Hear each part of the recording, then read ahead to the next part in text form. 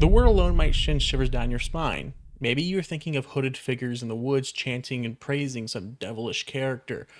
Or maybe some weird guru out in the middle of the desert praising about being the reincarnation of Jesus. At first glance, they seem downright goofy, weird.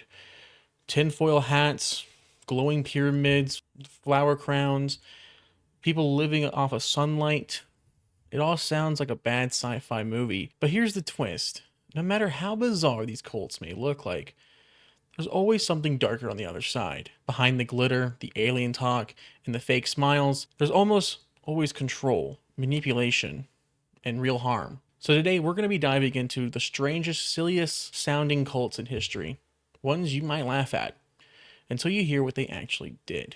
This hoodie repels nanodrones. These stickers block interdimensional gazes. Do you even know what's in your laundry? The Universe People. Founded by Ivo A. Benda in the 1990s, they believed that aliens orbited Earth in invisible spaceships and wanted to help us spiritually evolve. The spaceships were led by a space being named Ashtar Shredderin. They also believed that humanity had to prepare for an evacuation to another dimension due to a coming cosmic disaster. Followers would often wear tinfoil hats, building signal-blocking domes, and avoiding technology they believed that was controlled by evil aliens.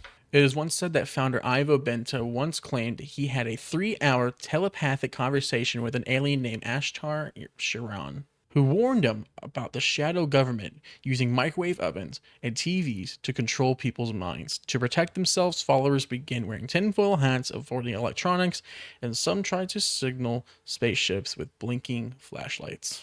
Fun fact, at the time their website was a maze of MS Paint diagrams, angel drawings, and grainy UFO pictures. Think PowerPoint meets Paranoia.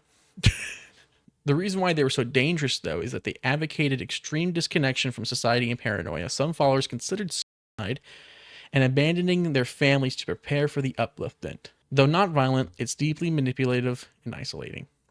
So, the reason why they were so dangerous is because, well, you had nobody. Second coming of the Elohim, who will come back with Moses, Jesus, all the prophets to create peace on earth. Sure they're not just fattening us up like veal?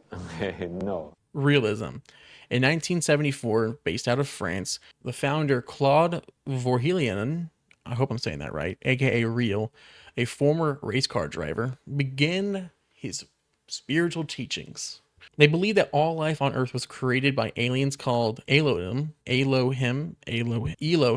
Yep. They believed that all religious leaders like Jesus Christ, Muhammad, Buddha, were all alien messengers here to send us the message that Earth will be accepted into the Galactic Federation once we're peaceful enough. They were also strongly focused on sex positivity, cloning, and futuristic tech. They would often do weekly meditations and seminars, public events promoting nudity, sensual freedom, and even orgasmic enlightenment.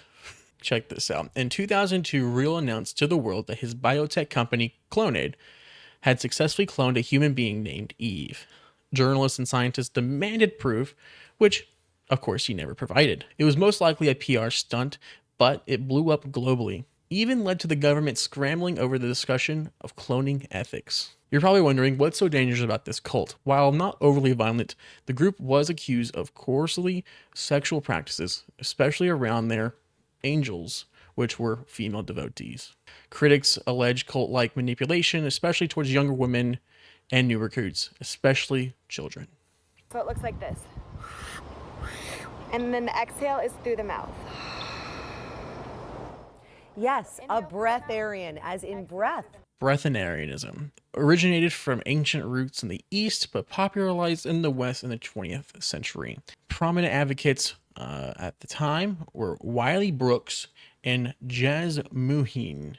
I hope I'm saying that right. They believe that humans can survive without food or water, sustaining only on prana, or life energy, sunlight, or divine vibrations. They believe also that eating is considered impure and spiritually regressive, tied into New Age ideas of Ascension and Enlightenment. One of the movement's leading figures, Jasmuheen, claimed that she hadn't eaten for years, so Australian TV challenged her to go without food or water on camera. You want to bet how long she lasted? Let's take a bet in the comments. Write down how many days she lasted. How many hours? How many seconds? I'll wait. It was 4 days. She was dehydrated, slurring, and her pupils were shrinking. The medical professionals monitored her and said if she continued, she would die within a week. When I look back at my experience with 60 Minutes, for me, it gave me one of the most beautiful gifts I could ever imagine. I find personally for me that when I go through a very tough experience in my life, there's always at the end of that the most incredible gift. And the gift that 60 Minutes gave me was great humility. You know, what was recorded, how they presented it to the world, was not my truth, was not how I interpreted it. I was strong, I was healthy, I could have easily passed their test, but they chose to finish it on day 5 for reasons they said, which were not my truth. They chose to put it out into the airways, the program they did. The reality of this cult was that major breatharians were caught eating junk food in room service behind the scenes. Multiple followers have died due to starvation and dehydration attempting ascent. Some leaders claim food is a government mind control method. Wiley Brooks, a key figure of this religion, once said that you can live on a diet of Diet Coke and McDonald's cheeseburgers if they were in the 5th dimension. The dangers of this cult was that they encouraged people to ignore their physical needs, such as, you know, water and food, and particularly dangerous for those who had mental health issues or spiritual desperation. These people were desperate for anything, so they were like, oh, I guess I shouldn't eat. That way I can have enlightenment, which often led to their deaths or nothing ever happened for them. Because if she dies, we all die. That's why she's still here. And the people that don't see her as God, that don't want to admit it, that don't want to, they don't feel it, whatever. Love has won. In the early 2010s in Colorado, Amy Carlson, or as she would go by, Mother God, believed that she was some sort of divine source of all creation, a 19 billion-year-old soul who had reincarnated over 500 times, including Jesus and Marilyn Monroe. She believed in 5D Ascension, QAnon-like conspiracy theories, and New Age healing. She also claimed that President Donald Trump was a high-dimensional being helping to save the world. Her followers would often live in communal housing and devoted themselves to Amy hand and foot, often doing her hair, giving her massages, making her meals, you name it, even cleaning their houses. In the documentary series, there's this one girl who literally could not figure out what to donate to this cult, so she literally said, I would just clean the house. And that's what she did. And Amy would sit here and say, this chick is cleaning my house.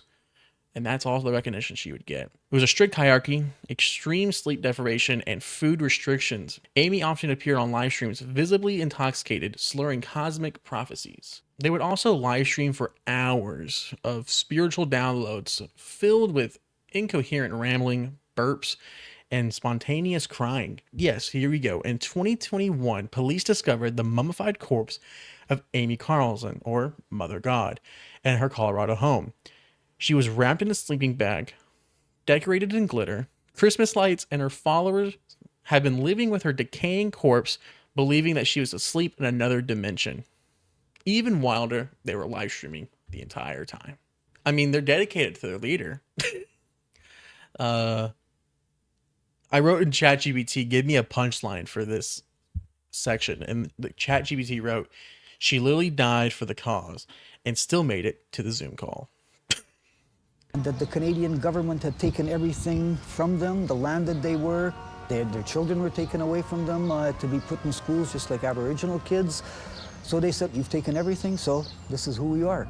And lastly, there are the Freedomites, or Sons of Freedom. This was started back in the early 1900s in Canada, mainly British Columbia. Founders were a radical offshoot of Duke Hobers. I'm hoping I'm saying that right. Here's the word. A pacifist Christian group from Russia. They believe in anti-materialism to the extreme. So no ownership of anything. rejected private property, land ownership, institutional education, and clothing. So you know what that means. If they don't like clothing, lots and lots of nudity.